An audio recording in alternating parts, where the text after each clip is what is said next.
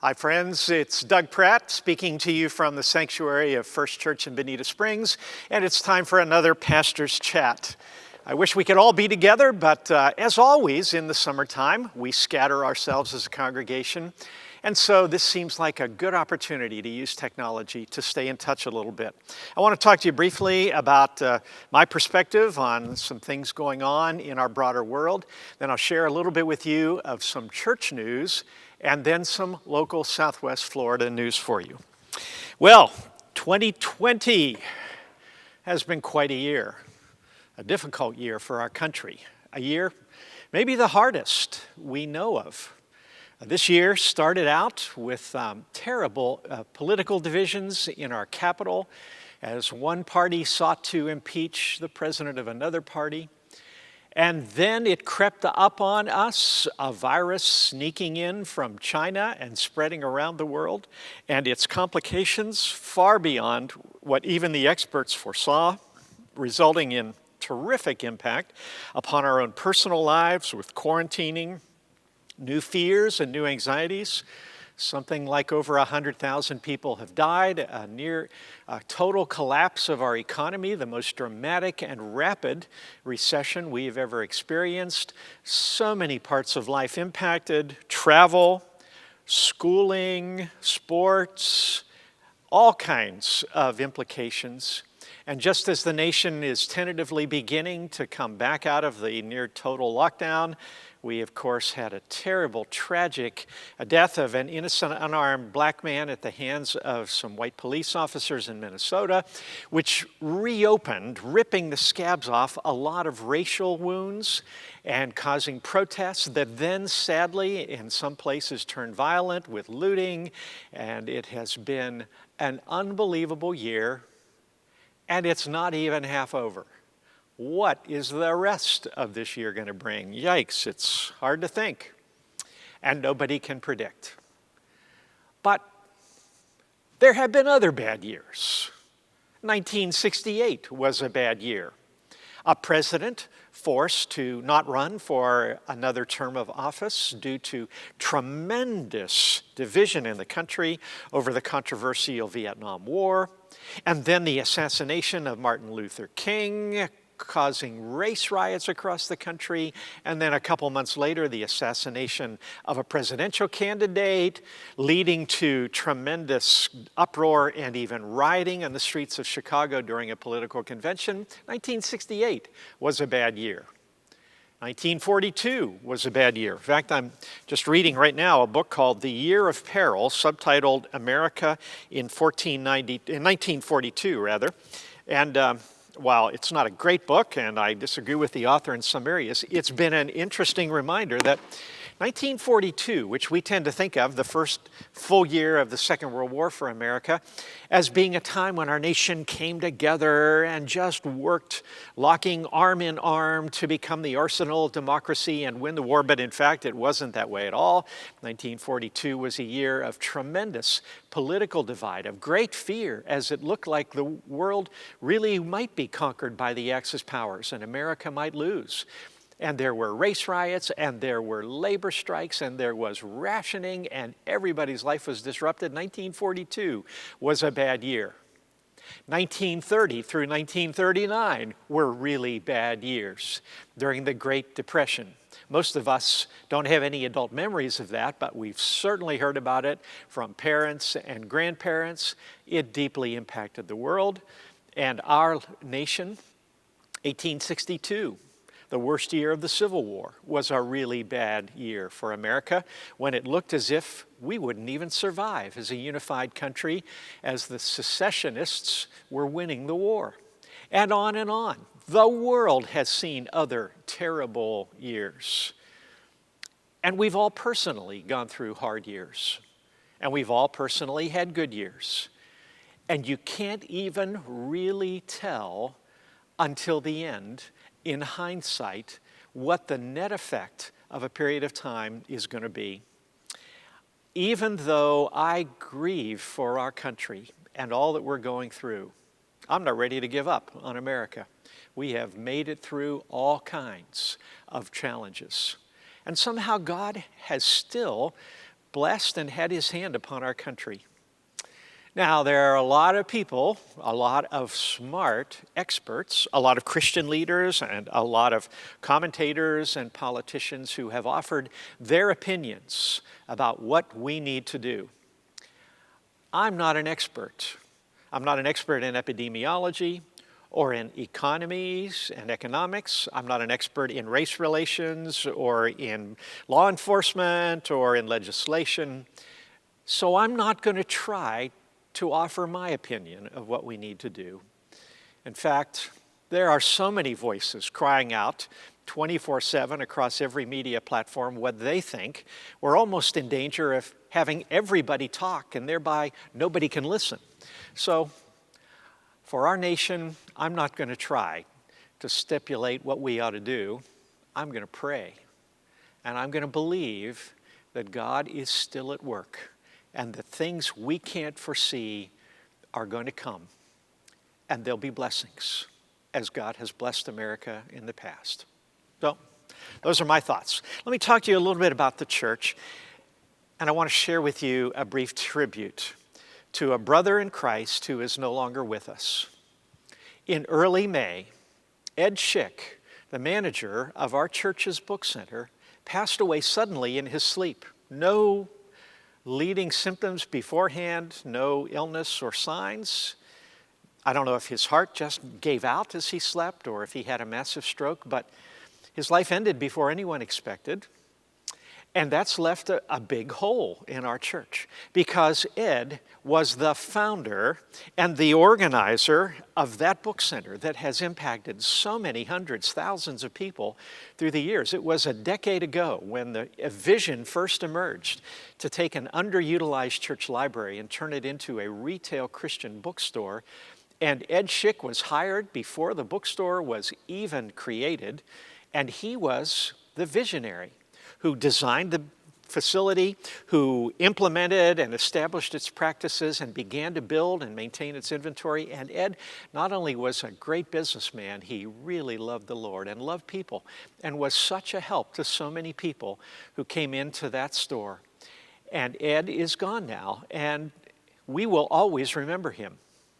As a little parenthesis, the greatest church building, in my mind, in the English-speaking world, is St. Paul's Cathedral in London, built over a number of decades by the skill and craftsmanship and vision of the great architect Sir Christopher Wren. When Wren died, after that church had been finished, he was buried in a crypt inside its walls.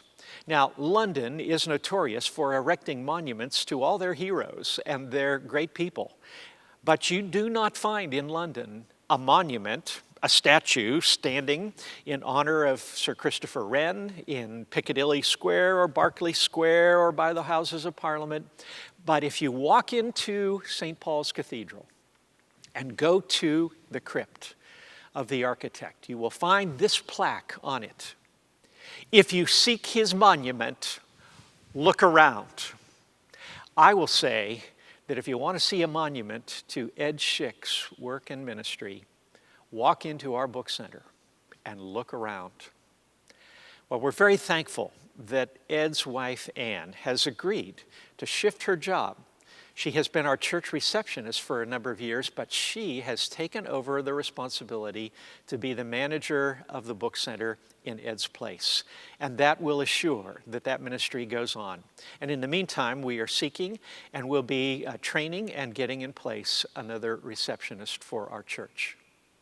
A little bit of other church news. We are continuing to hold our Sunday morning services at 8 o'clock and 10 o'clock in our sanctuary, and live streaming the 10 o'clock service so that people anywhere can watch it over the internet at 10 or beyond, as it will be then permanently available. And we hope that either in person or electronically, you'll be a part of our worship of God every week.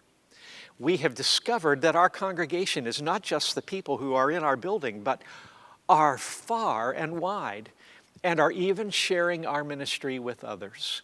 Thus, we are considering the possibility, rather ironic in a time when a lot of businesses have laid off people, that we may need to supplement our staff in order to continue to provide the ministries that you have come to appreciate that are available online. Our church is working to enhance the safety of our property, and our project to build a right turn lane is underway. Those of you who are in Southwest Florida and come to the church this Sunday or in the next few weeks are going to find the work has already begun on Bonita Beach Road.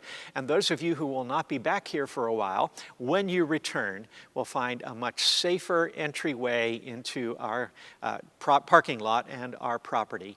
So we're very pleased that we're able to do that. We're also thrilled by the response of our congregation, providing now more than $150,000 to our Save Our Home fund. And every week we are receiving applicants through Love Inc. who are carefully vetting the needs, and we are able to provide significant help to people to pay their mortgage, their rent, and their utilities, and allow them to keep their homes during this downturn in our economy, hoping that it will return soon. Well, speaking of Southwest Florida, let me give you a little bit of an update of what's happening here locally, beginning with the weather. Well, the last week we had a lot of rain. Inches and inches, maybe I should say buckets and buckets. Just 3 weeks ago, Collier and Lee counties were officially, according to the National Weather Service, in a severe drought condition. That is gone. We have gotten so much rain as outer bands of a tropical storm called Cristobal that traveled north from the Yucatan Peninsula into Louisiana and other parts of the American South. But we got the outer flow without a lot of wind, and so we don't have a drought. Our lakes are full, our golf courses and our yards are green, and we're now into our normal summer pattern, which means that about 2 out of every 3 days, we'll have a period of rain. Last night we had, about an hour and a half of steady rain around dinner time in Bonita Springs. And this is the normal pattern that more often than not we'll have some rain shower in the afternoon or evening. In terms of our economy, Southwest Florida and all of the state are in phase 2 of reopening. That means that restaurants are at 50% of capacity. Even movie theaters have been allowed to reopen, and many churches are resuming their live worship. We were one of the very first, but there are many others who are doing that, did it last week or later on in June. They are making plans. We've had an opportunity to talk to a lot of pastors and leaders of local churches, trying to learn from us what we have done that's been effective as they prepare for the reopening. We had some protests in various areas of Southwest Florida after the killing of Mr. Floyd, and we only saw one that seemed to get out of control, and that, ironically, was on Marco Island. Who would have guessed? They seem to have died down now, and I think the whole national focus is now shifting to legislation and to changes in police forces and so on. In terms of our area's health, let me give you a little bit of an update of what has been going on in our area. And these are Lee County statistics for the hospitals and the Lee Health System. Collier County will be similar. But as of a couple days ago, this is the latest set of numbers we've gotten from Lee County. There are 123 patients under care in the 6 Lee Health System hospitals combined for the coronavirus or suspicion of it. They have treated and released, thereby they are recovered or on the way to recovery, 555 coronavirus patients. 14 hospital employees have tested positive and are in self-quarantine at home. Thankfully, visitations by family members and pastors have begun in the Lee County hospitals. They started on Monday of this week. We're very grateful for that, as one of the terrible unintended consequences of the shutdown has been the isolation of sick people and people in times of great need from the support system that they require. Still, there are many limitations, and there are many facilities, including nursing homes, that have not opened up yet. Statewide, testing is, of course, continuing daily, and the positive rate of tests completed is about 3%. about 50%, excuse me, of the 2,500 or so deaths in Florida have been residents of nursing homes. A curious factor is whether or not the reporting of coronavirus deaths is really accurate. It's uncertain because some people die with coronavirus and others die from it. There's a big difference. If you have another factor that takes your life, but you also are discovered in a post-mortem blood test to have COVID-19, you will be listed as a coronavirus death, and yet it may or may not have been the actual cause. So we're unsure. I think we are unsure nationwide about the accuracy of those numbers. Testing centers, which were set up with great government expense and effort at various public places, including locally at the spring training and minor league baseball site in Fort Myers, those testing centers, ironically, are hardly being used now. When they opened 3 or 4 weeks ago, there was a great rush. The first day of the CenturyLink Field Testing Center, long lines of cars, everybody seemed desperate to get testing. So much that government spokespeople said, don't come to the testing center unless you have definite symptoms. And the number of people going for testing dropped off dramatically, so much so that the state is now talking about shutting down some of those facilities because they are underutilized. It's ironic that the word to try to restrain a crowd actually spread around, and people decided, well, I guess if I don't have the test or the symptoms, I don't need to get the test. One other factor that I think has reduced the enthusiasm of people to get the coronavirus test is the long delay in getting results. A member of our church went to the spring training field to get a test done, and it took him 16 days to get the result by email that he was negative. 16 days. Why, you could catch the disease, survive it, and be cured of it before you even get a test result. So that's unfortunately been something of a restraint for people wanting to get the testing. And let me just comment about the local real estate market. From a purely layman's point of view, my observation is that the residential real estate market is doing better than expected. Many of us had assumed when the recession started so quickly in March that we would rerun what happened in 2008 and 2009 with mass foreclosures and a plunge in the value of homes. So far, we don't see signs of that. In fact, it appears to be pretty hot that people are buying real estate, home real estate here in this area. And I think it may be due to the fact partly that a lot of folks have discovered, who are still working, that they can work from anywhere and telecommute, and thus they're motivated to live where they want to live, where the quality of life is the best. And I think it's also possible now and in the months to come that a lot of people in crowded metropolitan areas in the north are going to say, I don't want to live here anymore. I think I'll go to Southwest Florida. So I think residential real estate is looking promising. However, office and retail real estate are a different story. Because people are learning that they can work remotely, individuals and companies who are in the workforce and in business are going to need less office space. And certainly with all of the online retail, stores are going under, including JCPenney at the Gulf Coast Town Center, gone. Lots of small and large stores are going to disappear. And therefore, retail real estate, strip malls, and even the big malls are going to see more and more empty storefronts, I think. That's my layman's view. Well, there are many more things to talk about, but I won't take any more of your time. I am grateful that you have chosen to listen in and hear my ramblings for a few minutes. And I am also very curious to know what life is like for you as we are now into the month of June 2020.